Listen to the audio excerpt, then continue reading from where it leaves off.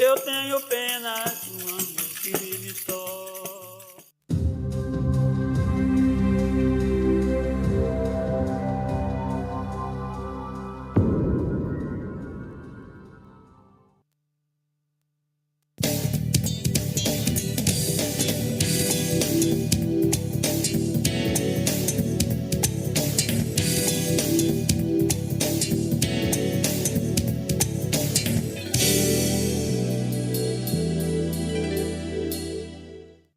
Olá, seja muito bem-vindo. Hoje é dia 9 de fevereiro. Bom dia para você que nos acompanha. São exatamente 9 horas e 2 minutos da manhã, véspera de feriado, sexta-feira, dia lindo. E a partir de agora você confere as principais notícias aqui da nossa cidade. Hoje nós estamos recebendo o vereador Luiz Flávio Dias, do PT, para conversarmos sobre o seu mandato e trabalhos do Legislativo. Bom dia, vereador. Bom dia, Cibele, e bom dia a todos que nos acompanham. Eu tenho várias perguntas aqui, mas vamos começar já pela mais quente, né? Que está aí aquecendo aí as redes sociais. Vereador, o senhor encaminhou um ofício para a Prefeitura, que depois virou um pedido de informação em relação a pagamento de horas extras para cargos comissionados em secretarias e na Fundação Prolar. Aliás, pagamento esse que foi apontado em relatório do Tribunal de Contas do Estado de São Paulo. Eu queria que o senhor contextualizasse o nosso espectador da situação e se tem alguma resposta já da Prefeitura.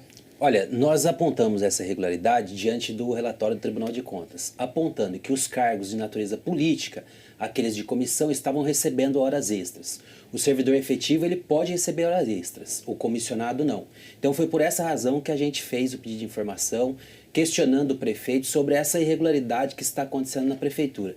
É inadmissível que funcionários políticos, funcionários públicos ligados ao prefeito tenham como pago em seus olerites horas extras. Por quê? Porque a Constituição estabelece que somente os cargos de assessoria, chefia e direção podem ser comissionados. São cargos de confiança.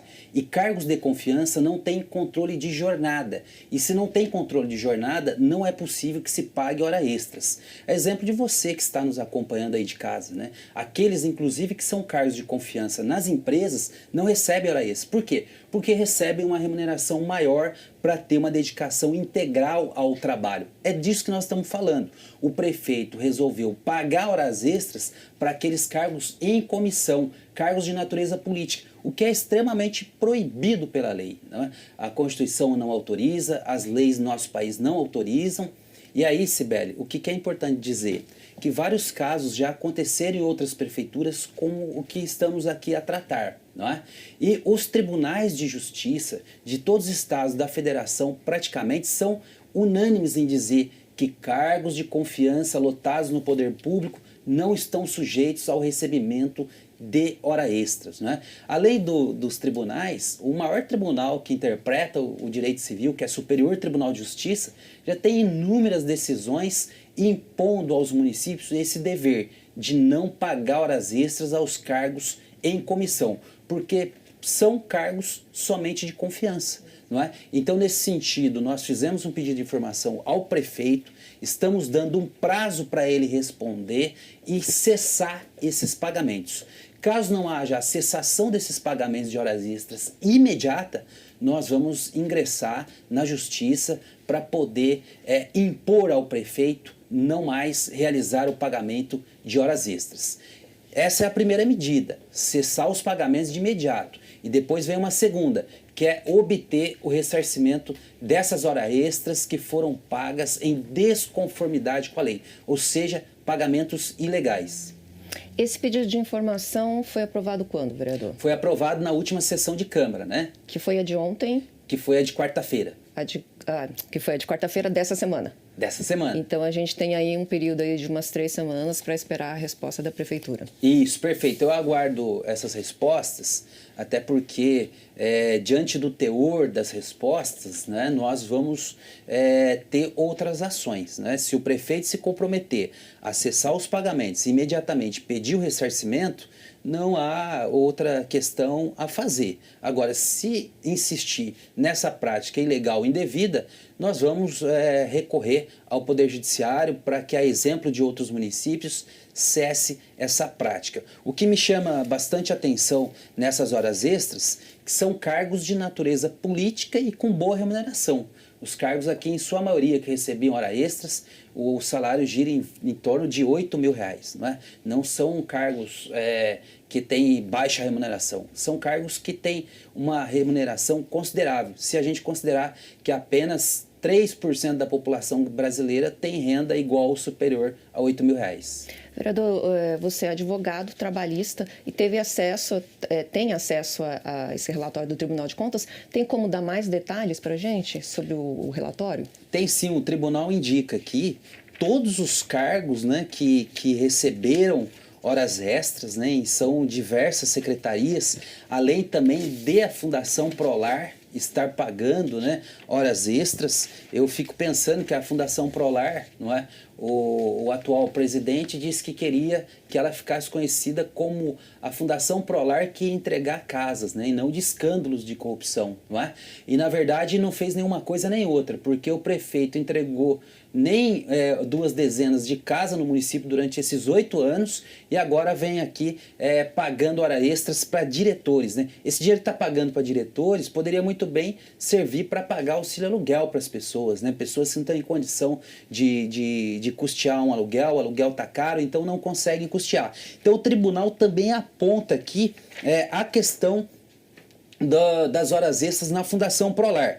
E esse relatório, ele, depois que vem para a Câmara, ele também é encaminhado ao Ministério Público, né? O Ministério Público vai ter ciência também de todos os apontamentos que foram feitos no relatório e que espero eu que sirva aí também de uma ação do Ministério Público para que a gente possa acabar com essa farra de horas extras para pagamento de comissionados, né? O comissionado, quando se propõe a assumir uma função pública, o nome já diz, né? Servidor. Então ele precisa servir o público e não se servir do poder público. E, vereador, tem como a gente ter uma ideia de quanto foi pago? O montante, ou pelo menos qual foi o maior pagamento? A gente agora está fazendo esse balanço, né? Pedimos essas informações ao prefeito justamente para a gente quantificar o valor que foi pago, mas já é possível nesse relatório que o tribunal pincelou alguns cargos, né? Que existem pessoas que receberam por volta de R$ 32.000 anuais, considerando função gratificada e horas extras, né? O que é um absurdo. O tribunal não admite pagamento de função gratificada para comissionado e nem horas extras. A servidor aqui que acumula os dois benefícios, né? Adicional de horas extras e também função gratificada. Então nós vamos fazer um levantamento detalhado, né?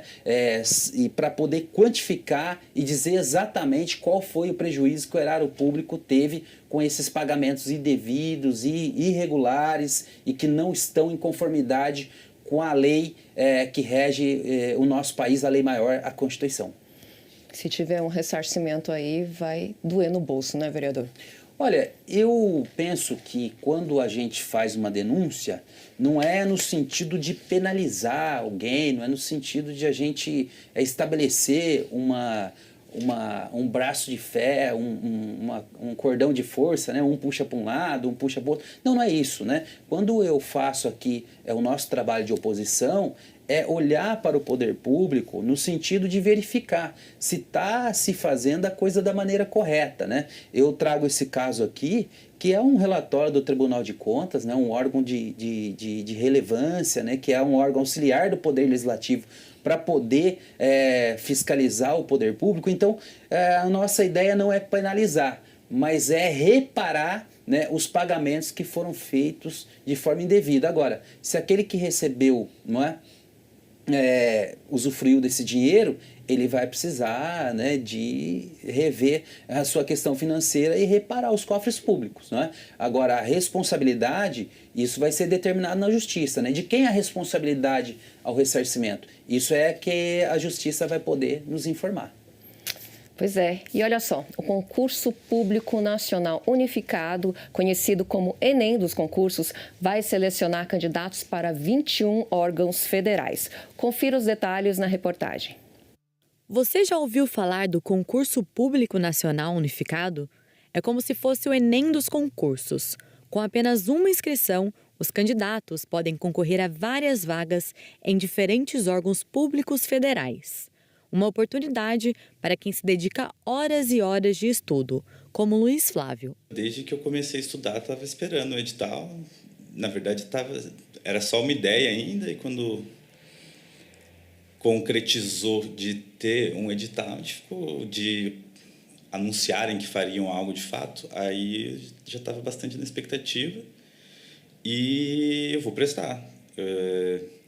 É bom que unifica tudo, porque tem muitos órgãos que não têm concursos há muitos e muitos anos, e eu pretendo prestar para o IBGE, que eu já trabalhei como temporário no IBGE, e é uma oportunidade agora de conseguir um cargo efetivo. Com um total de 6.640 vagas disponíveis, o concurso apresenta um modelo inovador. A prova será aplicada em 220 cidades brasileiras. O diferencial é que a prova ocorre em um único dia, mas possui 2 etapas. As quase 6.000 vagas disponíveis para candidatos com ensino superior completo serão divididas em 7 blocos temáticos: infraestrutura, tecnologia, ambiental, educação, saúde, economia e gestão governamental. Além disso, haverá um último bloco com quase 700 vagas, destinado para aqueles que completaram o ensino médio. Esse certame ele foi dividido em 8 blocos, né? Para os 7 primeiros blocos, a gente vai ter 2 etapas. A primeira etapa é uma prova de caráter comum. A segunda etapa é uma prova específica, né? E para o 8º bloco, que é o bloco do ensino médio, é uma única prova. Além de trazer benefícios para os candidatos, o concurso unificado também é vantajoso para os órgãos públicos. Quando o Ministério ele desenvolveu essa ideia de um certame único, ele pensou na isonomia econômica. Ou seja, o candidato ele não vai precisar fazer várias inscrições para vários concursos públicos. Ele vai fazer uma única inscrição, uma única prova, e essa prova ela vai valer para diversas vagas do âmbito federal. Uma outra característica é diminuir o gasto com processos seletivos, né? Então, por isso que ele acaba tendo esse nome de Enem dos concursos, né? Ele acaba sendo um sistema unificado que vai disponibilizar as vagas em geral. Uma das principais vantagens do CNU é a possibilidade da mobilidade geográfica. Os candidatos não precisam se restringir a prestar a prova apenas em sua cidade de residência. Eles têm a opção de escolher uma cidade próxima e concorrer a cargos em qualquer estado do país. É interessante porque, sendo no Brasil inteiro, você pode prestar para alguns lugares distantes. Muitas vagas são em Brasília, né? E geralmente para concursos assim você teria que ir até o lugar, gastar passagem de ônibus, avião, toda uma logística. E como vai ser no país inteiro, você pode, de uma cidade próxima, você presta para ir para qualquer estado da federação. Então é uma oportunidade. E ainda há tempo para se preparar e garantir uma excelente pontuação. Tem bastante sites que disponibilizam exercícios, né? Eu aconselho que façam simulados. Esses sites eles separam simulados com o filtro da própria banca. Então, ele pode filtrar essa banca, fazer simulados. Esses simulados sejam frequentes. O ideal é que seja toda semana ele faça um simulado. Ele tire uma área de estudo, foque nessa área nessa semana, faça simulado dessa área. Na próxima semana, foque numa outra área, faça simulado dessa área. E assim ele vai corrigindo os erros, acertando os parâmetros para que ele consiga êxito na prova. E eventualmente dá certo, é só você ter bastante dedicação, disciplina, importante. E eventualmente você passa. A prova será aplicada no dia 5 de maio e os resultados serão anunciados no dia 30 de julho. O maior concurso público brasileiro espera mais de 2 milhões de inscritos. Lembrando que as inscrições para o concurso nacional unificado terminam hoje. Então, se você pretende concorrer, entre lá no portal gov.br. A inscrição custa R$ 90 e, olha, o prazo é até hoje, então corra. Eu continuo aqui com o vereador Luiz Flávio Dias, do PT. Vereador, o senhor questionou também As finanças da prefeitura é um assunto que a gente vê muito por aí, vê muito pelas ruas, muita gente questionando, né, essa falta de atualização dos preços. Muita gente agradecendo essa falta de atualização da cobrança de IPTU, mas, por outro lado, a gente está vendo uma crise financeira também na prefeitura. Eu queria que o senhor falasse um pouco qual foi o seu questionamento. O questionamento é que Jacareí virou o ano com 80 milhões de saldo a pagar, né? Isso representa uma parte considerável do nosso orçamento próprio. O próprio tribunal indica que houve um aumento de 15% nas dívidas do município. Não é? Isso é um valor muito alto, né? Bem acima da inflação, e demonstra um descontrole financeiro por parte da Prefeitura Municipal de Jacareí. Isso se resume de duas formas. O prefeito não cuida das suas finanças próprias, não é? Quando se fala de reajuste de IPTU, a cidade de Jacareí é a única do Vale do Paraíba que não tem feito isso. Pode-se fazer, né? Mas precisa também, ao mesmo tempo, colocar remédio lá na farmácia que está faltando. Precisa colocar mais médicos para atender no UPA que está faltando. Pelo contrário, reduzir o número de médicos. Precisa atender as consultas. Recebi aqui moradores com 1 ano de atraso de consulta para psiquiatria, neurologia. Então o prefeito me parece que não tem cuidado de forma adequada das finanças do município. Porque se assim o fosse, esses serviços não estavam faltando. Não é? Agora, o que é importante dizer? Que a cidade de Jacareí é uma das poucas que tem orçamento de quase de R$1 bilhão, acima de R$1 bilhão. E pelo que consta, né, essas obras que estão sendo feitas, isso é muito importante dizer às pessoas que nos acompanham. Por que o prefeito está numa situação confortável? Porque as grandes obras estão feitas com recursos do empréstimo do CAF. E esse empréstimo somente começará a ser pago em 2025. Ou seja, quando o próximo prefeito assumir, ele já vai iniciar o ano com mais uma parcela acrescida à dívida de Jacareí, que é o empréstimo do CAF. Um empréstimo importante, que era para alavancar a nossa cidade, mas que as obras que foram feitas com esse recurso até agora se mostraram bastante ineficazes, limitadamente ineficazes no sentido de ajudar no desenvolvimento da cidade. Vou te dar um exemplo. A terceira ponte, de 17 milhões orçada, foi paga, teve como custo final 35 milhões de reais, o dobro. O viaduto, que virou uma espécie de chacota na nossa cidade, não é? Ele inicialmente era para custar R$1,5 milhão. Terminou finalizando a obra com 6 milhões de reais. 4 vezes mais do preço que foi orçado. Ora, aumentou o ferro, a pedra, a areia, o cimento, aumentou. Nós não podemos também ser hipócritas. Mas esse reajuste não reflete 4 vezes mais no preço da obra. O que reflete no dobro e 4 vezes mais o preço da obra é a lentidão da obra pública.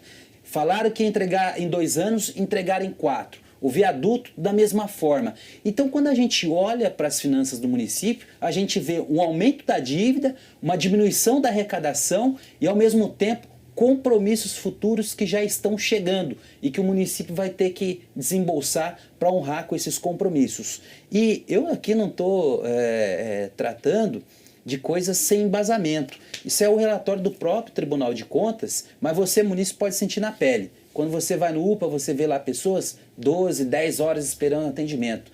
Você que vai na farmácia municipal e não está encontrando os medicamentos. Você que está 1 ano e meio na fila de cirurgias. Você que está precisando da consulta, mas não tem consulta, por exemplo, para psiquiatria, para neurologia, que tem demorado acima de 8 meses. Então, essa falta de serviços, essa demora nas políticas públicas demonstra aí esse indicador, que a prefeitura está com dificuldades financeiras. Se assim não fosse, esses serviços na saúde, os serviços de infraestrutura estavam todos a contento.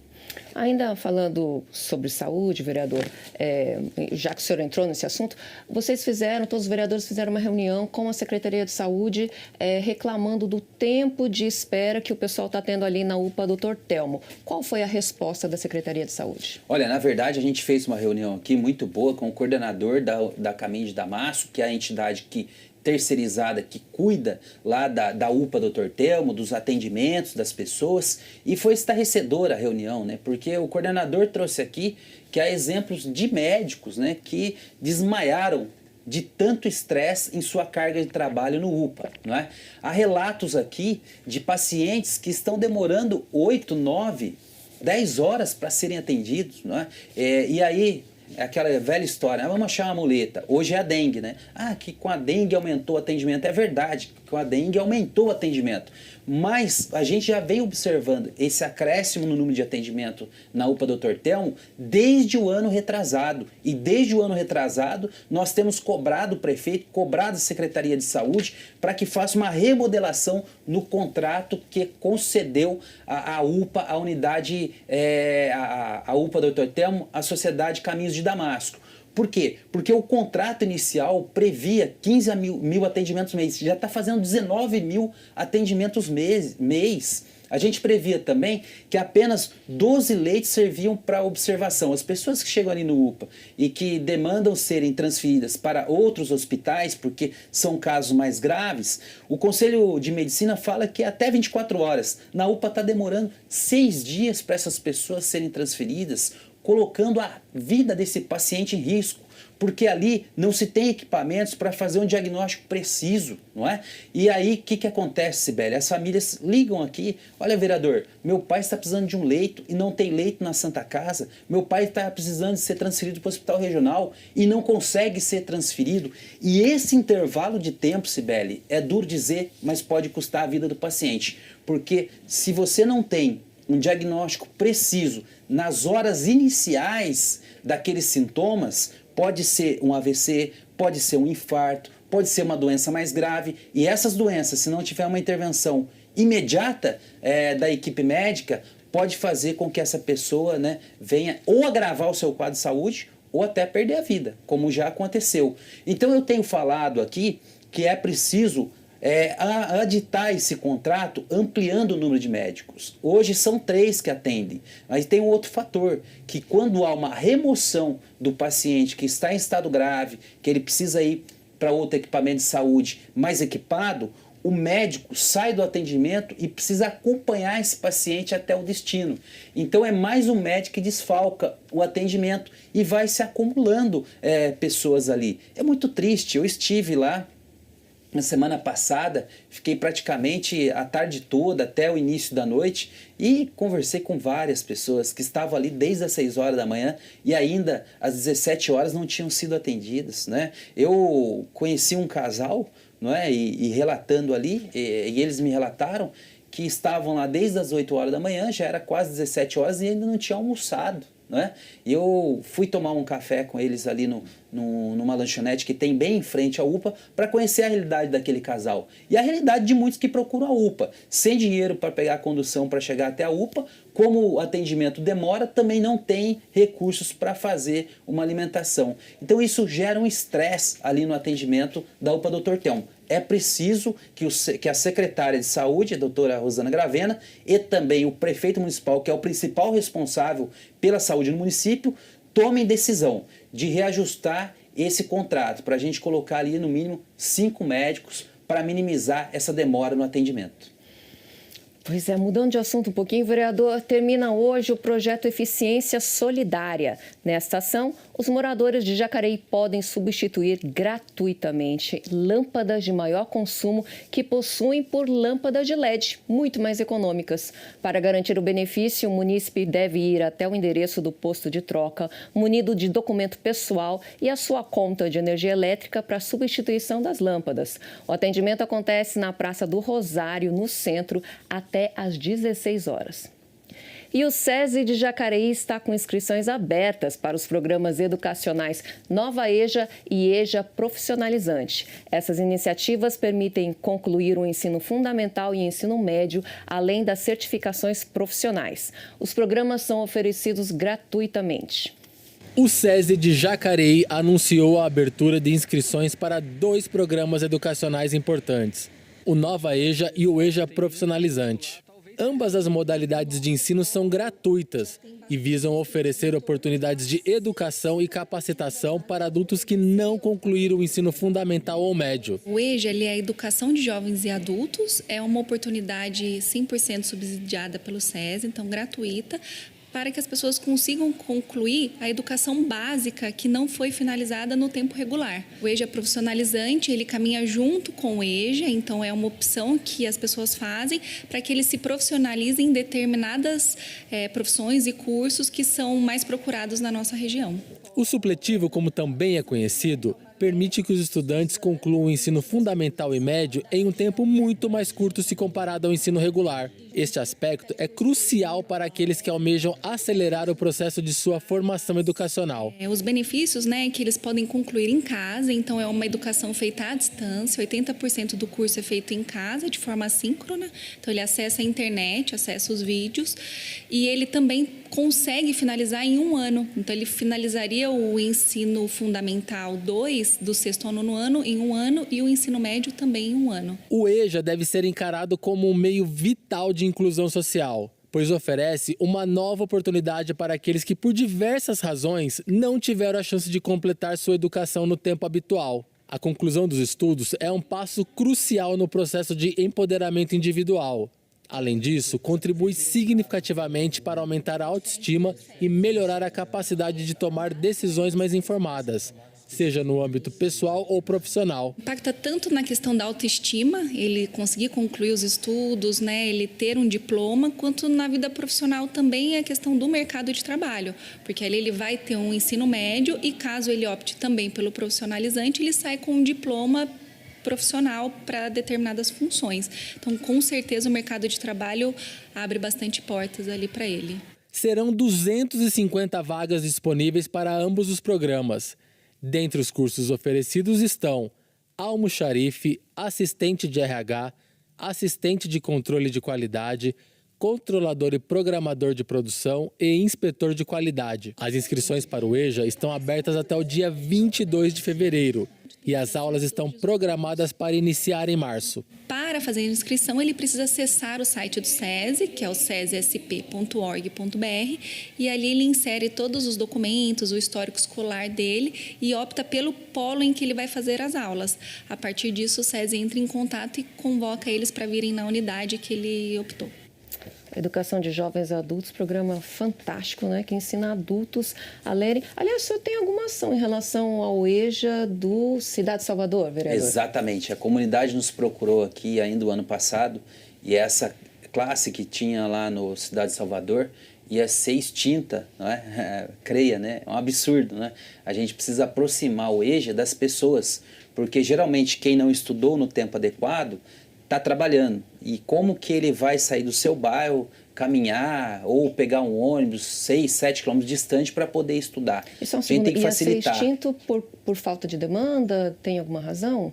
Olha, segundo a secretaria, era minimizar os gastos, né, e dar mais eficiência aos gastos. Mas, vou dizer para você, quando se trata de educação, né, a gente não pode ir nesse sentido. A gente precisa fazer com que o EJA esteja mais próximo das pessoas, né? Porque não tem sentido algum. A pessoa trabalha de manhã, sai muitas vezes 5, 6 horas da manhã, volta às 4, 5 horas da tarde para casa, e aí nós precisamos ter unidades próximas dessas pessoas para incentivar. Quando fecha salas de EJA, você está desestimulando essas pessoas de se alfabetizar, de voltar aí a ter, né, aulas para poder se alfabetizar, para poder conhecer o mundo de uma outra forma, né? Existem vários casos na cidade de pessoas que nunca tinham entrado numa sala de aula, entram, tomam gosto pela coisa, né?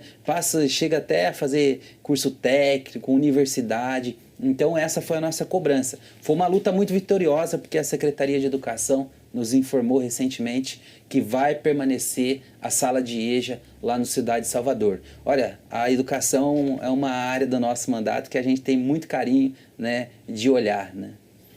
Isso aí, a gente vai para um rapidíssimo intervalo e no próximo bloco você confere mais notícias sobre a cidade, informações sobre o trabalho legislativo e vai conhecer, aliás, os preparativos de mais uma escola de samba aqui de Jacareí. A gente volta já.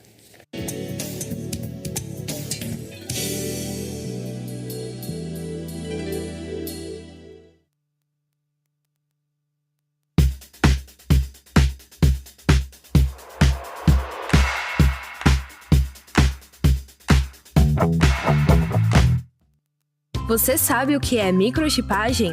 Bom, aí vai a resposta.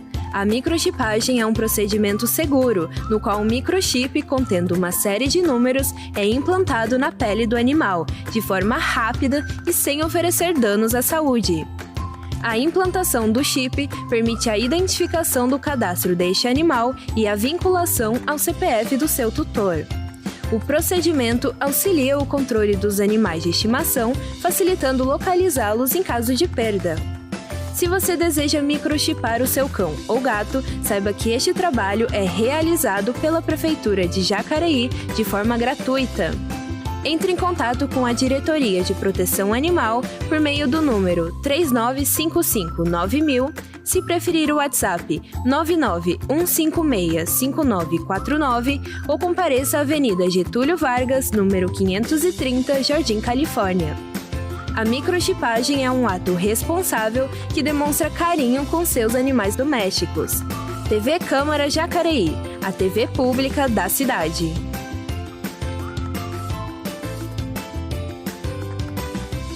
A Câmara Municipal de Jacareí conta agora com o WhatsApp para atender você. Nosso número é o 39552200. Você também pode nos adicionar pelo QR Code aqui na tela. O atendimento ocorre de segunda a sexta-feira, das 8 às 17 horas. Você sabia que a Câmara Municipal de Jacareí tem um órgão para ouvir o cidadão e dar voz a ele? Este é o papel da Ouvidoria da Câmara, um canal direto para sugestões, reclamações, denúncias e elogios sobre as atividades do Poder Legislativo, seus membros ou servidores. Você pode entrar em contato pelo e-mail ouvidoria.câmara@jacareí.sp.leg.br, pelo telefone 3955-2241 ou presencialmente na Câmara Municipal de Jacareí, na Praça dos Três Poderes, número 74.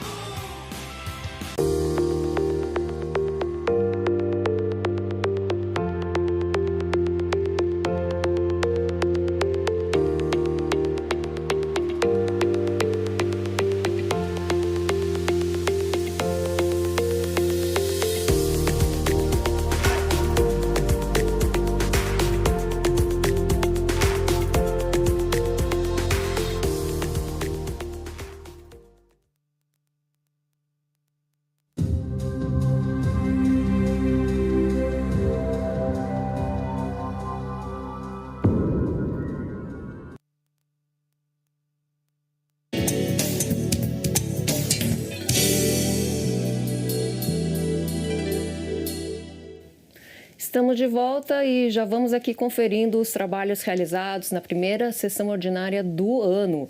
O vereador Valmir do Parque Meia Lua, do União Brasil, cobrou providências rápidas da empresa CCR Nova Dutra para que corte o mato e limpe a área que está numa rua bem ao lado do bairro Parque Meia Lua. Acompanhe. Essa foto, fazendo favor. A CCR Nova Dutra, do lado do Parque Meia Lua, não roça aquilo lá.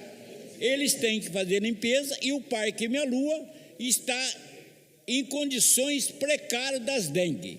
Não adianta limpar o bairro e a CCR Nova Dutra e não limpar a parte deles lá. Aqui está outra foto. Vocês veem quanto de tempo faz que eles não limpam, lá do lado do Parque Meia Lua. Peço de favor para a CCR Nova Dutra tomar essa providência, porque o Parque Meia Lua, o povo não aguenta mais a situação da dengue no nosso bairro.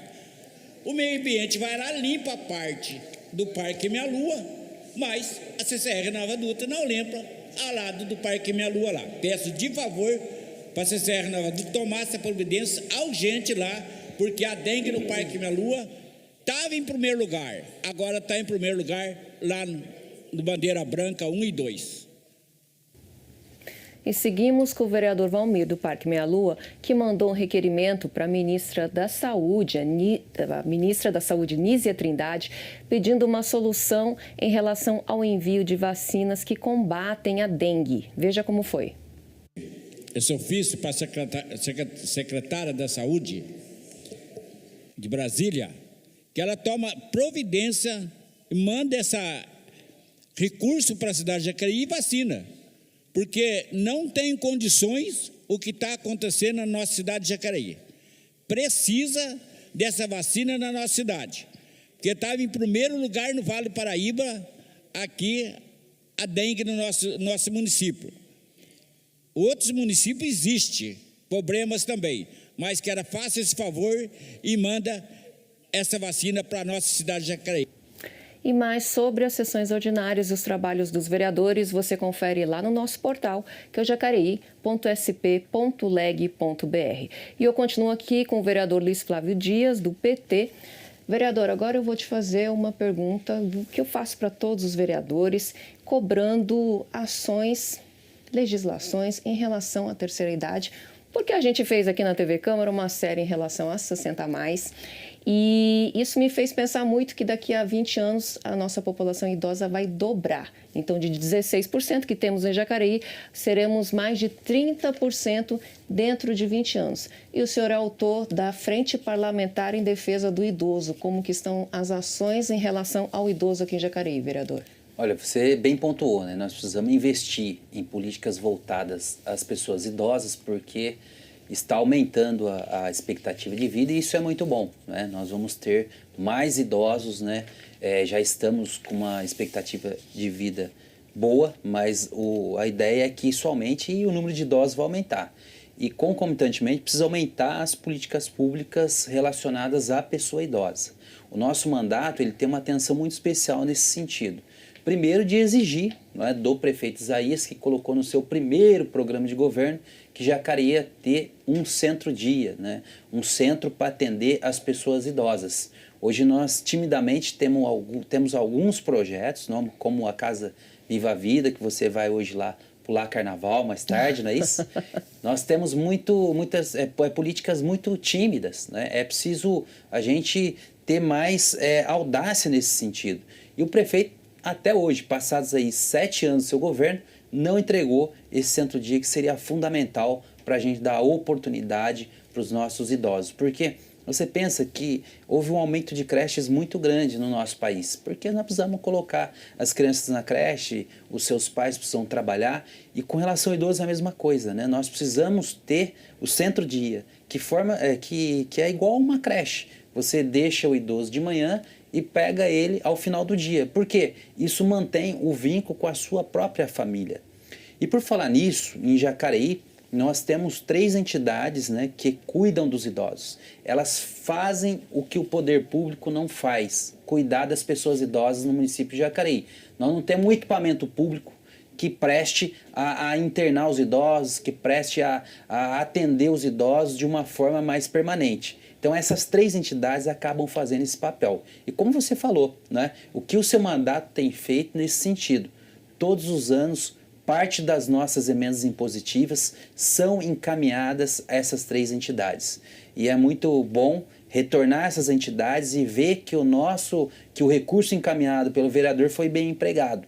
Projetos importantíssimos no Lar Fraterno da Cássia, no Frederico Ozanam, no Amor e Caridade, né? Para que você tenha uma ideia, nós encaminhamos agora quase R$50 mil para fazer a reforma de todos os banheiros do Lar das Acácias, que fica lá na cidade de Salvador, não é? Encaminhamos também para o Lar Frederico Ozanam e para o Amor e Caridade. Então esse é um compromisso que nós temos de encaminhar recursos para essas entidades para que elas continuem fazendo esse trabalho sensacional que é feito na nossa cidade. Mas não para por aí. Nós vamos agora, novamente, né, questionar o prefeito quando é que vai ser entregue o centro-dia ao idoso, não é? Vereador, eu entendo que tenha ações em relação às casas, né, às instituições, mas eu me pergunto, até como cidadã, eu sinto falta dessa discussão no parlamento, né, de as políticas em relação ao idoso irem além dessas casas. É discutir, por exemplo, mobilidade urbana, discutir saúde, discutir qualidade de vida, porque parece que quando a gente fala do idoso, a gente só fala das instituições. E eu acho que falta uma discussão muito mais ampla em relação a isso, porque todos nós, me preocupo comigo também, seremos idosos dentro de pouco tempo. E a gente vai estar nessa faixa aí dos 60+, que vai ter que morar aqui em Jacareí e conviver com tudo isso. Exatamente, você coloca um assunto extremamente importante. E só que, para fazer um gancho, nosso mandato também se preocupou muito com a mobilidade do idoso quando o prefeito Isaías encaminhou um projeto de lei para a Câmara tentando aumentar a idade do idoso andar de ônibus, não é? Que o Hamilton colocou como 60 e logo que ele entrou ele tentou aumentar para 65. Eu consegui fazer uma emenda para tirar esse absurdo do projeto que ele mandou. E tivemos sucesso porque alguns vereadores da base do prefeito, né, votaram nessa emenda e nosso mandato teve uma ação fundamental para a gente manter que a idade de 60 anos para o idoso andar gratuitamente de ônibus. Porque você imagina, Sibeli, mais de 85% dos idosos aposentados pelo INSS ganham até um salário mínimo.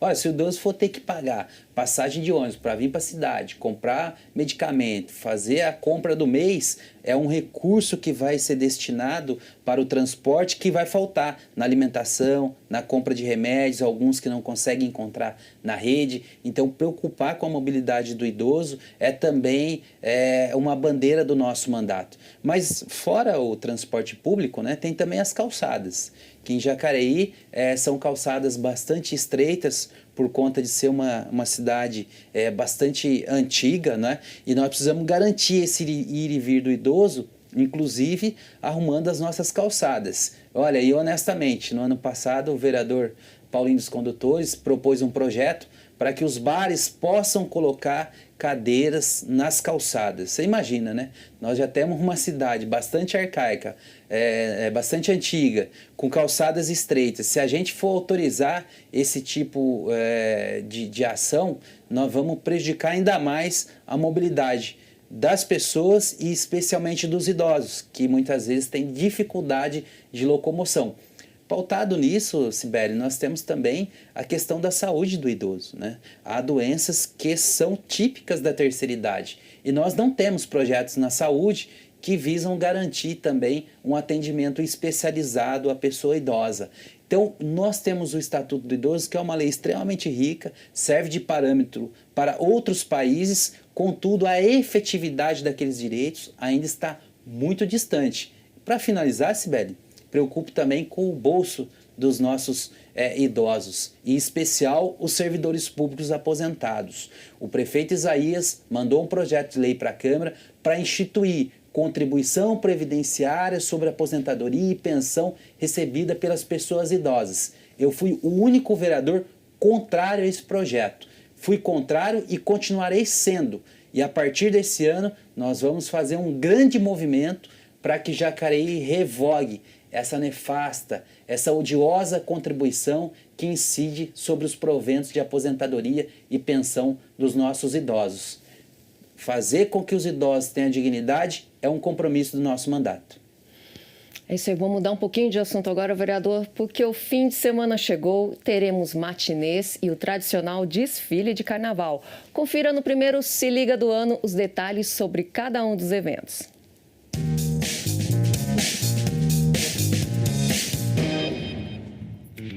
Estamos em 2024 e tem muita gente que diz que o ano não começa até chegar o carnaval, não é? Então vamos juntos conferir a programação para aproveitar nesse fim de semana colorido e festivo?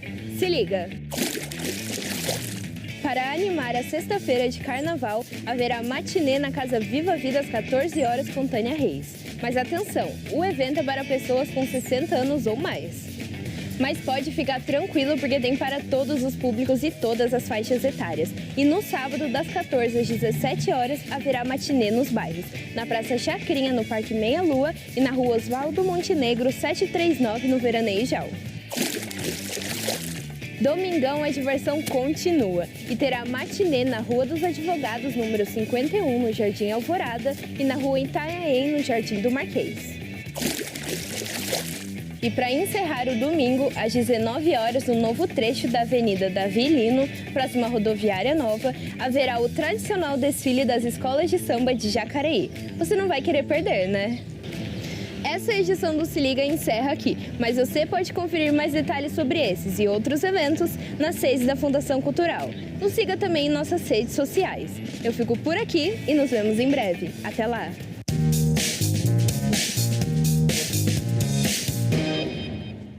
Eu acabei de saber aqui pela nossa produção que o tradicional desfile de carnaval não vai ser mais na Avenida Davi Monteiro Lino, e sim no Parque da Cidade. E olha só, o Bom Prato abrirá normalmente no sábado, domingo, segunda e terça de carnaval. O horário de funcionamento é a partir das 7 da manhã para o café da manhã e o almoço é servido às 10h30, preferencialmente para idosos, e às 11 horas para o público em geral. O jantar tem início às 17 horas. A unidade do Bom Prato de Jacareí funciona na Rua Bernardino de Campos, região central. E a Escola de Samba Unidos de Santa Helena está na reta final dos seus preparativos para o carnaval deste ano. Com um enredo que promete conduzir os sonhos da plateia, as expectativas são as melhores. A Escola de Samba Unidos de Santa Helena está na reta final dos preparativos para o Carnaval de 2024. Com mais de 61 anos de história, a escola vem com um samba enredo que conduzirá o público a sonhar nos braços de Morfeu. Nós vamos dividir esse sonho em 3 fases, né? Nós vamos começar falando sobre o sonho de Helena, que é um personagem junto com o Morfeu principal da nossa escola. Então, tudo se acontece através da mente da Helena. Então, vamos trabalhar com a mente infantil, a parte infantil, primeira fase. Depois vamos falar sobre o sonho erótico e o pesadelo. E finalizamos com o sonho azul e branco, que é o sonho da nossa agremiação. Para deixar o desfile ainda mais bonito, a comunidade está empenhada na produção das fantasias e alegorias. A Fatinha, por exemplo, se dedica todos os anos para tornar a ala das baianas um dos principais destaques. A expectativa para esse ano é de título. O projeto da gente é colocar o carnaval na avenida do jeito que a gente pode, né? A gente não vai sair com muitas assim coisas muito grandes, né? Mas a gente vai sair cumprindo uma tabela, a gente vai cobrir com dignidade. A gente está saindo daqui querendo trazer o troféu de volta. A promessa do diretor cultural é de que a escola surpreenderá a todos nessa edição do Carnaval da cidade. Santa Helena vem trazendo algo muito criativo. Nós estamos apostando na criatividade. É uma comissão carnavalesca. Então nós não estamos só com um carnavalesco, nós somos uma comissão de quatro pessoas. E é isso, a gente está guardando um pouquinho de segredo para poder apresentar na avenida e o público todo ver esses nossos trabalhos de criatividade. Vem cantar, vem sambar, nos braços de Morfeu eu te convido. Santa Helena vai sonhar e viajar no mundo lindo. Vem cantar. Só então, desfile de carnaval no domingo às 19 horas no Parque da Cidade. E eu estou acabando aqui minha entrevista com o vereador Luiz Flávio. Luiz Flávio, vereador, alguma consideração final, alguma coisa que a gente esqueceu de conversar? Não, eu quero aqui agradecer, né, a TV Câmara por essa oportunidade, a gente poder conversar com as pessoas sobre assuntos relacionados, né, à nossa cidade, né, desejar a todos um bom carnaval e nos colocar aqui à disposição. Vou reproduzir aqui os números de telefone do nosso gabinete. É o 3955-2249 e o WhatsApp é 997730296, né? Então, desejo a todos um ótimo carnaval, juízo, e que na semana que vem estejamos todos aqui para dar continuidade à nossa luta, para ter uma cidade melhor, para ter uma cidade mais desenvolvida, sustentável e que garanta dignidade ao povo. Obrigada pela sua presença aqui, vereador. Obrigado. É isso aí. Lembrando que ao meio-dia você confere a reprise desta edição do Bom Dia e pode acompanhar todas as reportagens produzidas por nossa equipe por meio das redes sociais, Facebook, YouTube e Instagram. Um ótimo fim de semana para você, um ótimo carnaval. Como disse o vereador aqui, juízo, e eu te vejo semana que vem. Até lá.